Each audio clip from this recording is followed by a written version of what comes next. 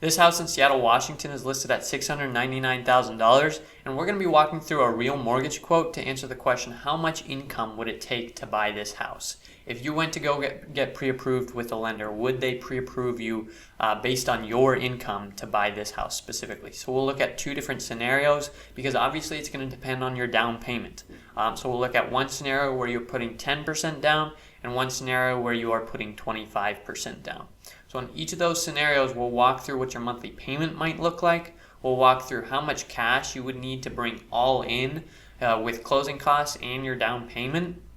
And then we'll also look at how much income would it take to qualify for the monthly payment in each scenario.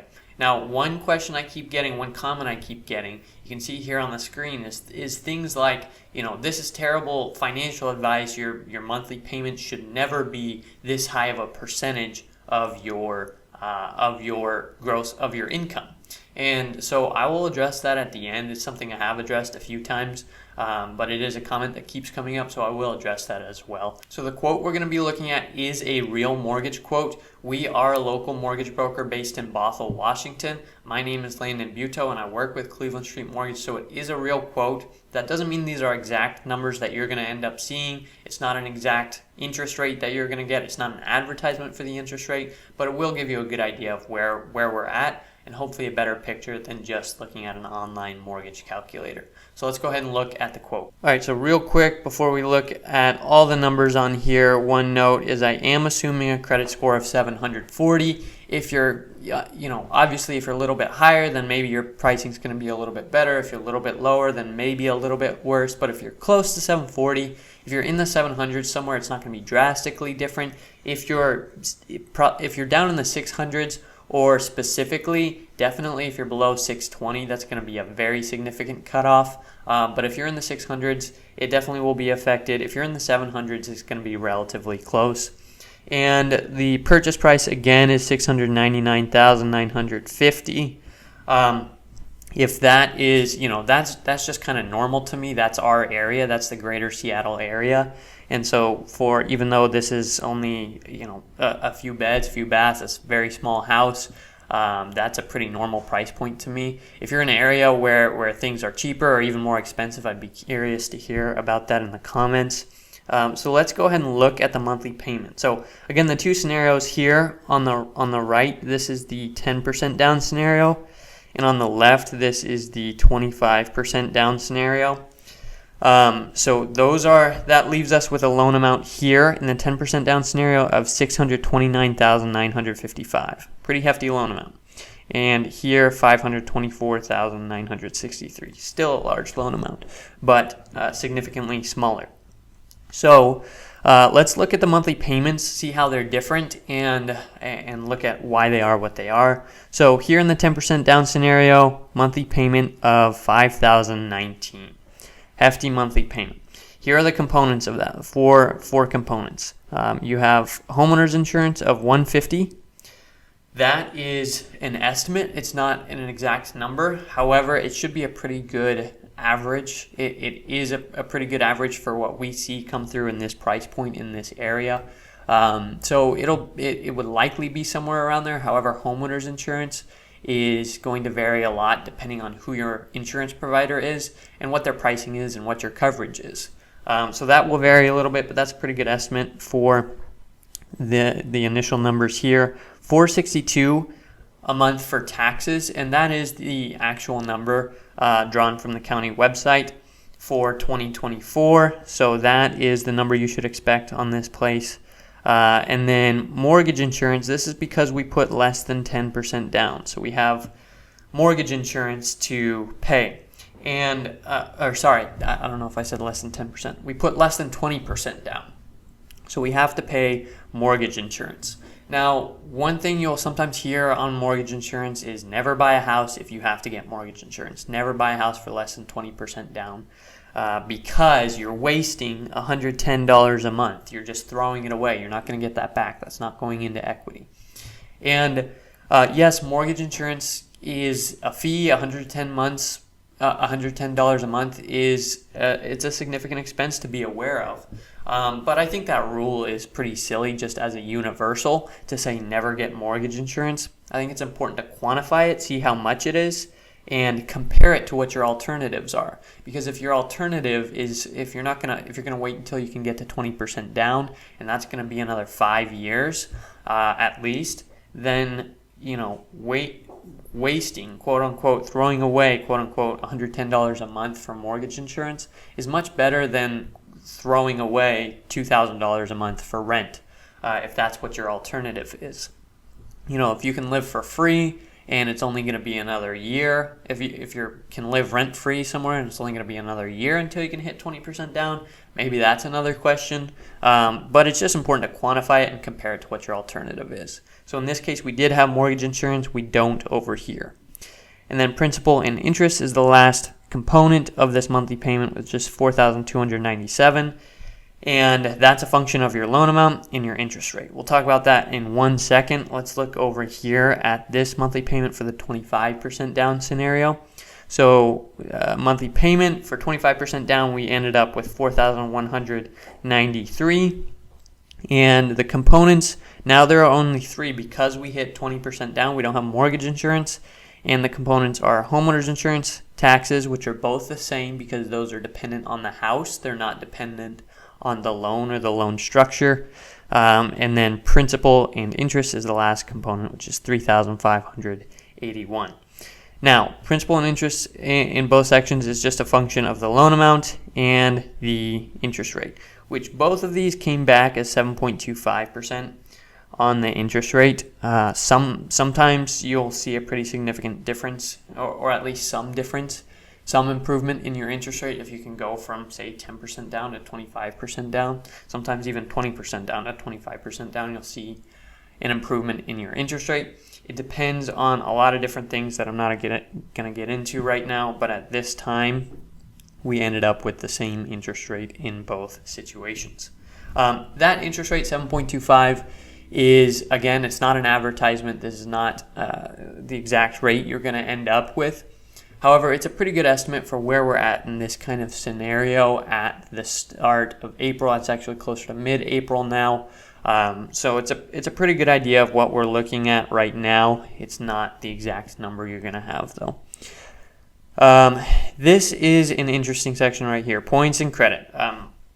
So this is showing here in the 25% down scenario, 1,223. You're paying 1,223 of points, and here you're paying 1,468 of points. So points are a fee you can pay up front in order to get a lower interest rate. You tell the lender, hey, I want to lock in a lower interest rate, so I'm going to pay you some cash up front and offset your loss there by giving you cash up front, and it's going to benefit me in the long run. So that's what points are. Credit is the reverse of that. Credit is where the lender says, if you take a higher interest rate, I'll give you some cash to cover some of your closing costs. All right, so here it's easier to show you just using, this is a rate sheet from UWM, United Wholesale Mortgage, which is one of the lenders we broker to. This is from April 12th. And this is just demonstrating to you how points and credit work. So any given day, they have all of these options available to one specific profile. Again, I'm not advertising this, not saying these are going to be available to you, but let's say one specific loan profile, they were able to qualify for this loan, and within this loan program, there is a selection of interest rates that you can choose from, essentially. And this is taking a credit. Anything with a negative here is taking a credit to get this interest rate. Positive is paying points to get this interest rate. And these are a percentage of the loan amount, essentially. So this would be 0.01535 times your loan amount in order to figure out how much that's going to cost. So that's the way points work, and that's why here on the quote we're showing 1,223, because over here they don't price this out at zero. There's no, you can get an exact rate. You can pay 0 points with UWM, not with all lenders, but you can with UWM. But on their rate sheet, as far as generating quotes, they don't show 0 points. And so that's what we're showing here is this is 0.233% of your loan amount, 0.233% of your loan amount, and the loan amount's a little bit higher over here. And that's what you had to pay in order to get 7.25. If you had exactly 0 points, you would have been a little bit higher than 7.25. All right, the next section I want to point out here is other closing costs. And you're probably aware that beyond your down payment, you also have to bring cash up front for closing costs. And the closing costs there are generally two main components that are included in your closing costs. One of those is just the fees and services in order to get the loan and get the house. Things like your recording fees, title and escrow, appraisal, inspection, your loan officer. You have to pay all those fees in order to get the loan and the house. But the other main component is you have to pay what's called prepaids. And prepaids are just costs that you're going to be paying as part of your ongoing payment. You're going to be paying on a regular basis as part of your mortgage. But you have to deposit some of those ahead of time. Interest, for example, prepaid interest, you have to pay that ahead of time because someone has to be paying the interest on the loan, and as soon as you get the loan, as soon as you inherit the loan, you have to be paying that interest. You have to put typically homeowners insurance and taxes, you have to put some of that into escrow ahead of time. So there are prepaids that go into closing costs as well. Both of these are right around $12,000, which is pretty much what I would expect for this loan amount. Closing costs depend on your loan amount and on your purchase price. They depend on other things as well, but those are kind of the biggest influencers. So $12,411 here in the 25% down. It's slightly lower because you have a slightly smaller loan amount, and $12,828 over here. Now, closing costs can be negotiable if you're scraping by this down payment and you want to get these covered. Sometimes, again, you could take a credit to take a higher interest rate and get some of those covered by the lender, or sometimes you can negotiate for the seller to cover those. So what that means for these two scenarios, cash to close, all the cash you're going to have to bring to the deal to escrow to make this happen. Your closing costs plus your down payment. In the 25% down scenario, it's $189,732 estimated, and in the 10% down scenario, it's $85,401. So maybe here this is not your first house, you're selling your first house and you have some equity to bring from it, some cash from the sale of it, or maybe you just have that put together for a down payment, and then here likely your probably first time home buyer.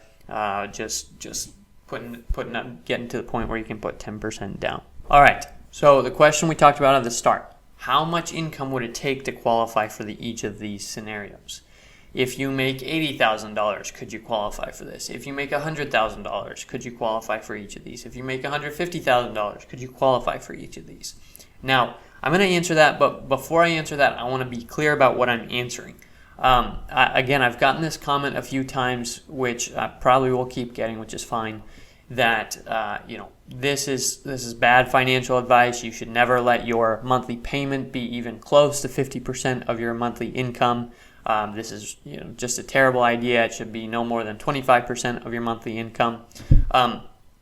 Great, fine, all that is great. This is not financial advice. I'm not recommending what you should take on. I'm just telling you, if you came to a lender and said, I make this much income, or if the lender looked at your income and said, yeah, this is what we can use from your income, here's how much your monthly payment could be. Here's what we could do. Here's what the lender would give you. Okay, you can make the decision of what is best for you. That's great. I am not commenting on that here. I'm just telling you what is possible. Okay, so with that in mind, the way that lenders determine whether you could qualify for the loan is they look at your debt-to-income ratio, your DTI. And what I'm about to tell you is specifically true of conventional loans. It is very similar with FHA, but the numbers they use are slightly different. And then with VA, the calculation is pretty significantly different, so that's not what I'm addressing here. They look at your debt-to-income ratio, which is your total monthly debt over your gross monthly income. And this number, this calculation is your total monthly debts. It's your new housing payment. They say, okay, if you put this much down, blah, blah, blah, and we ended up with this housing payment or this housing payment over here. And they add that housing payment to any other monthly debts you have, your student loan debt, car debt, credit card debt, personal debt, whatever, any other debts that you have that they see on file. And they add that all together, your total monthly debts, and they divide it by your gross monthly income, which is your income before taxes. And if that number is less than, that was a greater than sign, if that number is less than 50%, then you will typically qualify for the loan. Again, that doesn't mean you should take it on. It just means the lender will probably let you take on the loan if you want to. Okay. Now, one thing that's important about this is this number right here, gross monthly income. This number can sometimes be pretty difficult to determine. If you are salaried, it's usually pretty straightforward. It's usually the number that's on your paycheck. It's usually just whatever is on your contract, the salary you use typically. However, if you have any other type of monthly income, how lenders determine what this income is can be pretty tricky. So even though sometimes, I'm totally comfortable taking on X monthly payment because I know I'm going to be making this amount of income. I know my new job is really stable, even though I make some commission. It's really stable. I'm counting on this income. It's fine. Or if you're variable hours. So that if you're not paid salary, if you're variable hours, if you're paid on commission, or if you're self-employed, this number, the number that the lenders use for this usually has to meet some pretty specific guidelines and rules in order to be used down here. That's where you start getting into things like they want to see some history. If you have variable hours, typically they do want to see 2 years history. And if you are commissioned, then they will sometimes average the numbers that you've made for the last few years. And so that's where this number is really important, not just as a budgeting rule, but in determining whether you would be able to qualify for it.